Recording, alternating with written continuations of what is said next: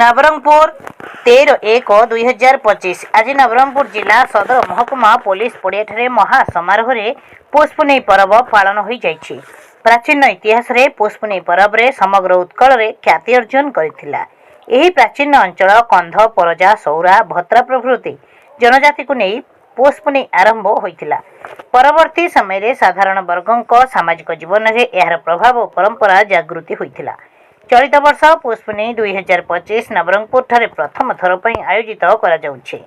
ପୁଷ୍ପୁନେଇର ଶୁଭାରମ୍ଭ ସ୍ଥାନୀୟ ନୂଆବନ୍ଧ ସାହି ନାରଙ୍ଗୀ ପରଜାଙ୍କ ଆଦିପୀଠ ଆଦିବାସୀ ପରଜା ସଂସ୍କୃତିର ମୁଖ୍ୟସ୍ଥଳ ମା କଳାଧାରିଣୀଠାରେ ପୂଜାର୍ଚ୍ଚନା ପରେ ଜଗନ୍ନାଥ ମନ୍ଦିରଠାରୁ ଆଜ୍ଞାମାଳ ଗ୍ରହଣ କରିଥିବା ଅଧିଷ୍ଠାତ୍ରୀ ଦେବୀ ମା ଭଣ୍ଡାର ଘରଣୀଙ୍କ ଆଶୀର୍ବାଦ ନେଇ ପାରମ୍ପରିକ ଗୀତ, ନାଚ, ବାଜା ସହିତ ଛେରଛେରା ବିଶାଳ ଶୋଭାଯାତ୍ରା ସ୍ଥାନୀୟ ପୋଲିସ ପଡ଼ିଆ ପର୍ଯ୍ୟନ୍ତ ପହଞ୍ଚିଥିଲା।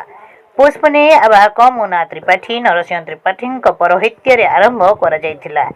ଏହି କାର୍ଯ୍ୟକ୍ରମ ପୋଲିସ ପଡ଼ିଆଠାରେ 13, 14 ଓ 15 ତାରିଖ ପର୍ଯ୍ୟନ୍ତ ଚାଲିବ। ଏହି କାର୍ଯ୍ୟକ୍ରମ ଅବସରରେ ମଞ୍ଚାସୀନ ଅତିଥିବୃନ୍ଦଙ୍କ ଦ୍ୱାରା ଅଶୋକ ପାତ୍ରଙ୍କ ଦ୍ୱାରା ପ୍ରସ୍ତୁତ ଆମର ପୁଷ୍ପୁନେଇ କ୍ୟାସେଟ୍ ଉନ୍ମୋଚିତ ହୋଇଯାଇଛି। ପ୍ରଥମ ଦିନର ଏହି ଶୁଭାରମ୍ଭ କାର୍ଯ୍ୟକ୍ରମରେ ନବରଙ୍ଗପୁର ବିଧାୟକ ଗୌରୀଶଙ୍କର ମାଝୀ, ଡାବୁଙ୍ଗା ବିଧାୟକ ମନୋହର ରନ୍ଧାରୀ, ପୂର୍ବତନ ବିଧାୟକ ସଦାଶିବ ପ୍ରଧାନୀ, ପୂର୍ବତନ ସାଂସଦ ପ୍ରଦୀପ ମାଝୀ, ପୌରାଧ୍ୟକ୍ଷ କୁନୁ ନାୟକ, କୌଶଲ୍ୟା ପ୍ରଧାନୀ, ହୀରାବତୀ ଗଣ୍ଡ, କାଦମ୍ବିନୀ ତ୍ରିପାଠୀ, ଗୁପ୍ତନାରାୟଣ ଷଡ଼ଙ୍ଗୀ, ଅର୍ଜୁନ ଭତ୍ରା, ଡକ୍ଟର ବିଜୟ ମିଶ୍ର, ମନୋରମା ମାଝୀ, ଓଡ଼ିଶା ରାଜସ୍ୱ ଅମଲା ସଂଘର ରାଜ୍ୟ ସଭାପତି ତ୍ରିପତି ବାଲାଜୀ ସାହୁ, ରତନ ମାଝୀ, ପୌରାଞ୍ଚଳ କାଉନସିଲର, ବୁଦ୍ଧିଜୀବୀ, ବିଭିନ୍ନ ସମାଜର ସଭାପତି ପ୍ରମୁଖ ଉପସ୍ଥିତ ଥିଲେ।